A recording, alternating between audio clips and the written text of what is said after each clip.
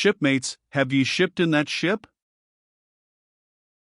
Queequeg and I had just left the Pequod, and were sauntering away from the water, for the moment each occupied with his own thoughts, when the above words were put to us by a stranger, who, pausing before us, levelled his massive forefinger at the vessel in question. He was but shabbily apparelled in faded jacket and patched trousers, a rag of a black handkerchief investing his neck.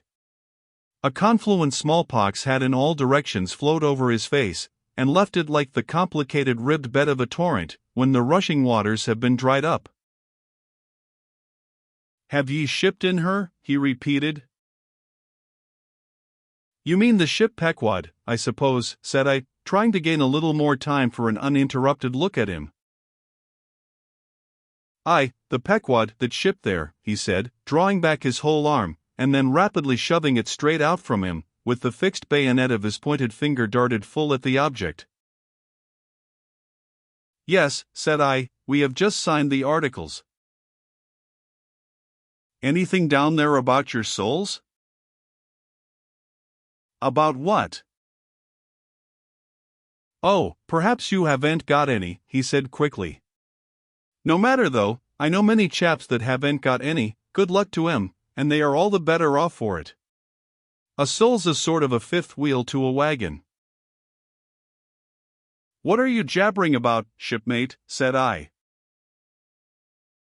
He's got enough, though, to make up for all deficiencies of that sort in other chaps, abruptly said the stranger, placing a nervous emphasis upon the word he. Queequeg, said I, let's go, this fellow has broken loose from somewhere. He's talking about something and somebody we don't know. Stop, cried the stranger. Ye said true ye haven't seen Old Thunder yet, have ye? Who's Old Thunder? Said I, again riveted with the insane earnestness of his manner. Captain Ahab. What? The captain of our ship, the Pequod? Aye, among some of us old sailor chaps, he goes by that name. Ye haven't seen him yet, have ye? No, we haven't. He's sick they say, but is getting better, and will be all right again before long. All right again before long, laughed the stranger, with a solemnly derisive sort of laugh. Look ye, when Captain Ahab is all right, then this left arm of mine will be all right, not before. What do you know about him?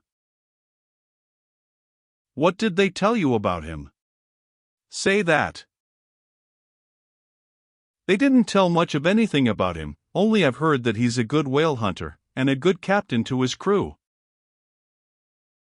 That's true, yes, both true enough. But you must jump when he gives an order. Step and growl and go, that's the word with Captain Ahab.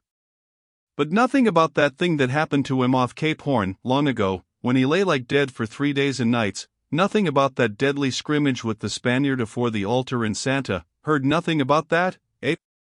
Nothing about the silver calabash he spat into? And nothing about his losing his leg last voyage, according to the prophecy. Didn't ye hear a word about them matters and something more, eh? No, I don't think he did, how could ye? Who knows it? Not all Nantucket, I guess. But howsever, mayhap, ye heard tell about the leg, and how he lost it. Ye have heard of that, I dare say. Oh yes, that everyone knows most, I mean they know he's only one leg, and that a Parmacetti took the other off. My friend, said I, what all this gibberish of yours is about, I don't know, and I don't much care, for it seems to me that you must be a little damaged in the head. But if you are speaking of Captain Ahab, of that ship there, the Pequod, then let me tell you, that I know all about the loss of his leg. All about it, sure you do, all? Pretty sure. With finger pointed and eye leveled at the Pequod, the beggar-like stranger stood a moment, as if in a troubled reverie, then starting a little, turned and said, Ye shipped, have ye? Names down on the papers? Well, what's signed, is signed, and what's to be, will be, and then again, perhaps it won't be, after all.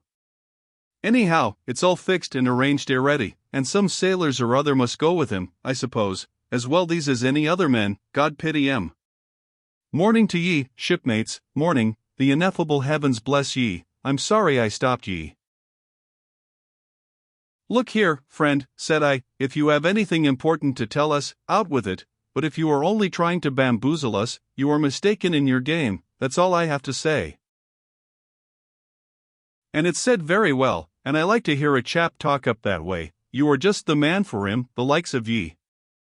Morning to ye, shipmates, morning. Oh, when ye get there, tell them I've concluded not to make one of 'em. Ah, my dear fellow, you can't fool us that way, you can't fool us. It is the easiest thing in the world for a man to look as if he had a great secret in him. Morning to ye, shipmates, morning. Morning it is, said I, come along, Queequeg, let's leave this crazy man. But stop, tell me your name, will you? Elijah. Elijah, thought I, and we walked away, both commenting, after each other's fashion, upon this ragged old sailor, and agreed that he was nothing but a humbug, trying to be a bugbear. But we had not gone perhaps above 100 yards, when chancing to turn a corner, and looking back as I did so, who should be seen but Elijah following us, though at a distance. Somehow, the sight of him struck me so, that I said nothing to Queequeg of his being behind, but passed on with my comrade, anxious to see whether the stranger would turn the same corner that we did. He did, and then it seemed to me that he was dogging us, but with what intent I could not for the life of me imagine. This circumstance, coupled with his ambiguous, half-hinting, half-revealing, shrouded sort of talk, now begot in me all kinds of vague wonderments and half-apprehensions, and all connected with the Pequod, and Captain Ahab, and the lake he had lost, and the Cape Horn fit, and the silver calabash, and what Captain Peleg had said of him, when I left the ship the day previous, and the prediction of the squatistic, and the voyage we had bound ourselves to sail, and 100 other shadowy things. I was resolved to satisfy myself whether this ragged Elijah was really dogging us or not, and with that intent crossed the way with Queequeg, and on that side of it retraced our steps. But Elijah passed on, without seeming to notice us. This relieved me, and once more, and finally as it seemed to me, I pronounced him in my heart a humbug.